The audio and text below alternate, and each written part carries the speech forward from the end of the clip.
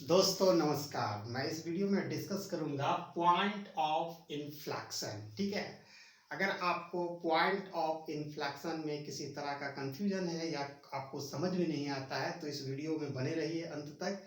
आपको बहुत ही अच्छे तरीका से पॉइंट ऑफ इन्फ्लेक्शन समझ में आ जाएगी। तो पहली बात है कि इस आज का वीडियो हमारा क्या क्या इसमें कवर करेगा।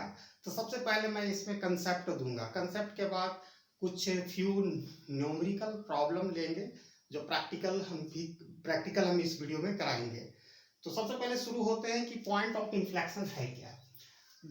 तो एक एक चीज का मैं एक्सप्लेनेशन करते चलूंगा। देखो, पॉइंट ऑफ इन्फ्लेक्शन का मतलब होता है कि पॉइंट ऑफ इन्फ्लेक्शन एक ऐसा पॉइंट है जहां पर कोई कर्व, ठीक है, कोई कर्व या रेखा, ठीक है, रेखा जिसको लाइन अपना कर्वेचर बदलता है। ठीक है, कर्वेचर बदलता है।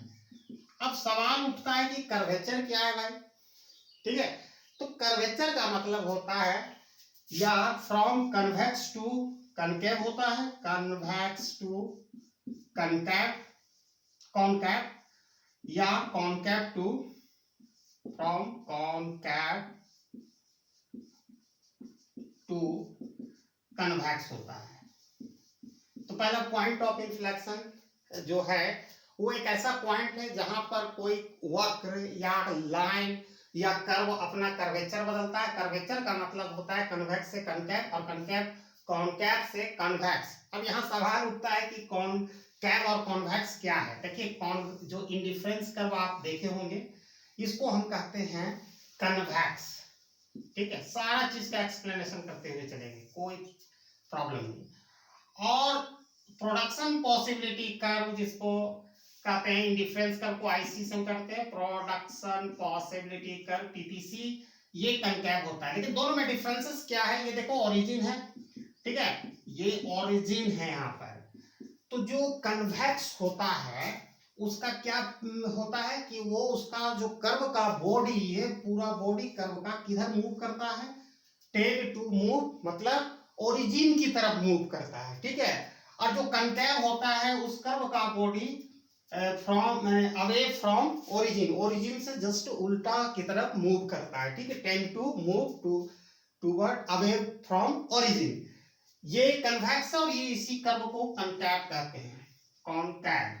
ठीक है, अब हमें समझ में आ गई बात कि क्या है। तो पॉइंट ऑफ इन्फ्लेक्शन एक ऐसा पॉइंट है जहां पर कोई लाइन, ठीक है, अपना कर्वेचर को चेंज करता है। अब कर्वेचर चेंज करने के बाद या तो either from convex to concave होता है या फ्रॉम कॉनकेव टू कन्वेक्स, दो कंडीशन है।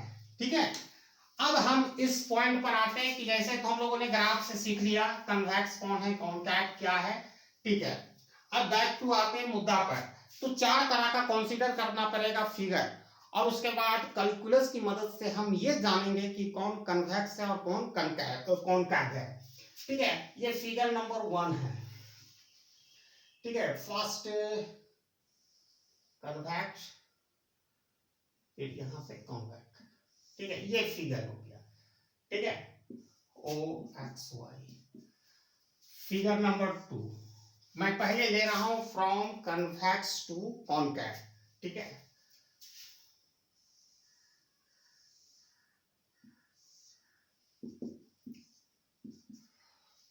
एक फिगर का सेट है, फिर दूसरा फिगर का सेट हम ले रहे हैं।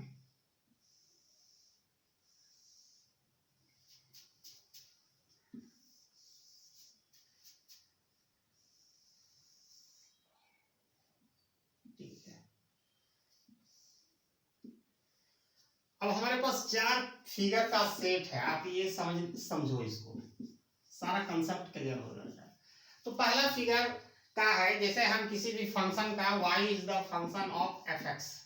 ठीक है, अगर इसका हम फर्स्ट डेरिवेटिव लेते हैं तो इससे हमको ये पता चलता है कि कर्व का ढाल जो कहो, स्लोप ऑफ कर्व पता चलता है। यानी कर्व अगर इंक्रीजिंग, देखिए इसका डेरिवेटिव अगर ग्रेटर देन 0 आ गया तो कर्व बढ़ रहा है, जैसे यहां से ये बढ़ रहा है। अगर ये पहली डेरिवेटिव फंक्शन का लेस देन 0 आ गया, इसका मतलब है कर्व देखिए यहां से घट रहा है। आप देख सकते हो पहले कन्वेक्स था फिर कन्वेक्स, लेकिन जब हम उसकी कर्वेचर को जानना है तो उसके लिए सेकंड डेरिवेटिव इसका लेने पड़ेगा, second derivative of x, second derivative of x. तो कंडीशन हो सकता है आइदर ये ग्रेटर देन हो जाएगा 0, तो इसका जब ये ग्रेटर देन 0 होगा तो इसका मतलब है ये कन्वेक्स होगा, और लेस देन 0 होगा तो ये कॉनकैव होगा।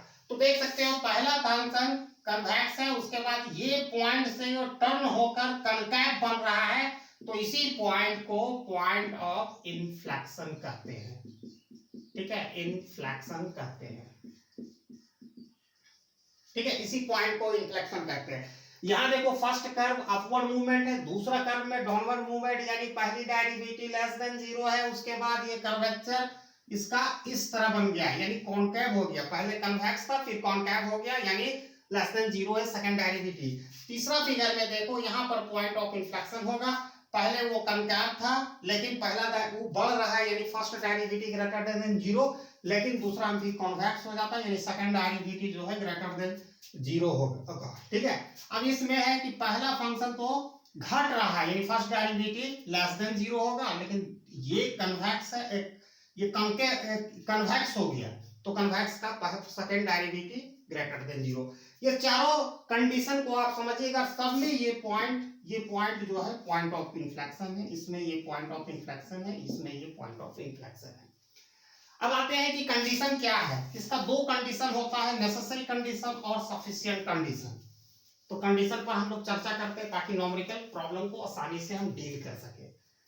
ठीक है, तो आप लिख सकते हो कि पॉइंट ऑफ जो इन्फ्लेक्शन है कैसा पॉइंट है जहां पर कोई भी वक्र या कर्व अपना कर्वेचर बदलता है, फ्रॉम कन्वेक्स टू कॉनकैव या फ्रॉम कॉनकैव टू कॉन्वेक्स। अब इसका कंडीशन है जो नेसेसरी कंडीशन, जो हम कहते हैं नेसेसरी कंडीशन। ठीक है, नेसेसरी कंडीशन इसका क्या है, जो फर्स्ट डेरिवेटिव को इक्वल कर देंगे 0 if y is the function of fx। ठीक है, फर्स्ट डेरिवेटिव को कर दें, और इसका सफिशिएंट कंडीशन है, सफिशिएंट कंडीशन। ठीक है, सेकेंड डेरिवेटिव इक्वल टू 0 होगा। ठीक है, सेकेंड डेरिवेटिव इक्वल टू 0, और दूसरा जो कंडीशन है जो थर्ड डेरिवेटिव होना चाहिए वो डज नॉट इक्वल टू 0, ये सफिशिएंट कंडीशन है, और फर्स्ट डेरिवेटिव इक्वल टू 0 ये नेसेसरी कंडीशन है। और आपको मैं ये बात बता देता हूं, इससे दो इंपॉर्टेंट रिजल्ट हम डिराइव कर सकते हैं। पहला, अगर पहला फंक्शन कन्वेक्स है, पहले कन्वेक्स है और फिर देन वो टर्न होकर पॉइंट ऑफ इन्फ्लेक्शन के बाद कॉनकैव बन जाता है, कॉनकैव, तो इसका मीनिंग क्या है? इसका मीनिंग साफ है कि उस ये फंक्शन पॉइंट ऑफ जो इन्फ्लेक्शन होगा जनरेट करेगा, ठीक है, जनरेट करेगा मैक्सिमम वैल्यू ऑफ fx। और अगर ये कॉनकैव, उलट दो कंडीशन, कॉनकैव से वो कन्वेक्स बन जाता है, तो यह जनरेट करेगा minimum value, point of inflection generate minimum value. ठीक है, और एक चीज और यहाँ ध्यान देने की बात है, मैंने तो फिगर मिटा दिया हूं, जो पॉइंट ऑफ इन्फ्लेक्शन ये जो डील जो करता है, ये इसमें क्या होता है, जैसे हमने ये किया था, पहले कन्वेक्स था, ठीक है, उसके बाद फिर कॉनकैव हो गया, यानी पॉइंट ऑफ इन्फ्लेक्शन। ठीक है, पॉइंट ऑफ इन्फ्लेक्शन एक बहुत ही इंपॉर्टेंट रिजल्ट आप ऑब्जर्व कर सकते हो, इन्फ्लेक्शन, कि इसमें क्या होता है, पॉइंट ऑफ इन्फ्लेक्शन में डायरेक्शन ऑफ कर्व चेंज नहीं होता है, डायरेक्शन ऑफ मूवमेंट जो इसका है, ये अपवर्ड जा रहा है, वो चेंज नहीं होता, ओनली चेंज होता है, खाली क्या चेंज होता है, nature of slope from convex to concave. ठीक है, कंडीशन ये है, और यही कंडीशन अप्लाई करेंगे मैथमेटिकली, हम सॉल्व करेंगे न्यूमेरिकल प्रॉब्लम। कंडीशन आपके सामने है, मैं मिटा दे रहा हूं। ठीक है, अब एक न्यूमेरिकल प्रॉब्लम लेते हैं। y is the function of fx and fx equal to x to the power q। अब इस फंक्शन का हमको चेक करना है कि पॉइंट ऑफ इन्फ्लेक्शन क्या होगा इसका वैल्यू। तो पहले नेसेसरी कंडीशन हम लगाएंगे, नेसेसरी कंडीशन।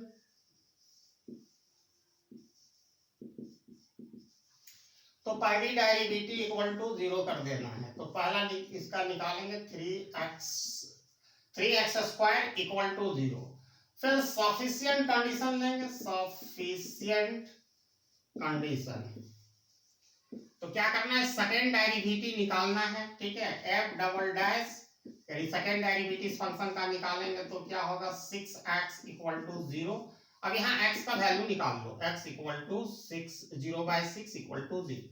अरे and third derivative does not equal to आता है कि नहीं वो भी चेक करेंगे। इसका थर्ड डेरिवेटिव लेंगे जो डज नॉट इक्वल टू 0, इसका लेंगे तो 6 आएगा और वो डज नॉट इक्वल टू 0 है। इसका मतलब हेंस है, ठीक है, hence all the conditions necessary and sufficient condition are satisfied। तो आप यहाँ पर आराम से लिख लो, इसका भी x का वैल्यू आप निकाल सकते हो, x square equal to 0, therefore x equal to 0। तो आप निकाल सकते हो, तो यानी x का जो इसका वैल्यू आया सेकेंड डेरिवेटिव से माइन होता है, ठीक है। सेकेंड डेरिवेटिव का x को लिए सॉल्व करोगे और जो रिजल्ट आएगा x इक्वल टू 0, तो इसका मीनिंग है दिस फंक्शन का जो पॉइंट ऑफ इन्फ्लेक्शन है फ्रॉम द ओरिजिन है, क्योंकि x का वैल्यू 0 आ गया। अगर x का वैल्यू अदर आता तो पॉइंट ऑफ इन्फ्लेक्शन उसी पॉइंट पर होता। जैसा कि हम एक दूसरा न्यूमेरिकल एग्जांपल ले रहा हूं।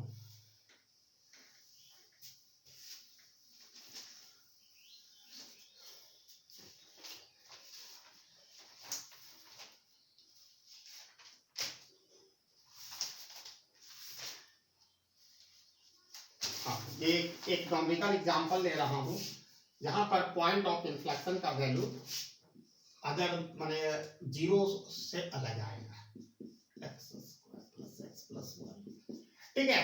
अब इस वैल्यू को ले रहे हैं, तो इसका पॉइंट ऑफ इन्फ्लेक्शन निकालने के लिए नेसेसरी कंडीशन जो फर्स्ट डेरिवेटिव इक्वल टू 0 करना पड़ेगा। तो यह क्या होगा 3x square plus 2x plus 1 equal to 0। पहली बात जो सफिशिएंट कंडीशन होगा सेकंड डेरिवेटिव को इक्वेट करना है 0 के बराबर। यहाँ नेसेसरी कंडीशन हो रहा है, ये सफिशिएंट कंडीशन एससी हो रहा है, वो एनसी हुआ। अब यहाँ करो 6x प्लस 2 इक्वल टू 0। अब यहाँ सॉल्व करो 2x प्लस ये मान होता है, ठीक है। इसको सॉल्व करेंगे तो -2 हो जाएगा इस side, therefore x equal to -2/6। इसको कटिंग करेंगे तो -1/3, ये x का वैल्यू हुआ। अब फिर इसके साथ हमको चेक करना है थर्ड डेरिवेटिव जो 0 के बराबर नहीं होनी चाहिए। तो आप देख सकते हो इसका लेंगे तो 6 होगा जो 0 के बराबर कदापि नहीं है। तो इसका मीनिंग है कि इस फंक्शन का जो पॉइंट ऑफ इन्फ्लेक्शन है जो सेकंड डेरिवेटिव से निकाल के सॉल्व किया x का at the point x equal to -1/3। तो यही था point of inflection. I hope कि सब कोई समझ में आ गया होगा, ठीक है। और इस वीडियो को शेयर करें और ज़्यादा से ज़्यादा लोगों तक पहुंचाएं, जिससे और हमारा मनोबल बढ़ सके और आपके लिए बेहतर से बेहतर वीडियो प्रेजेंट कर सके। Thanks for watching my video till channel.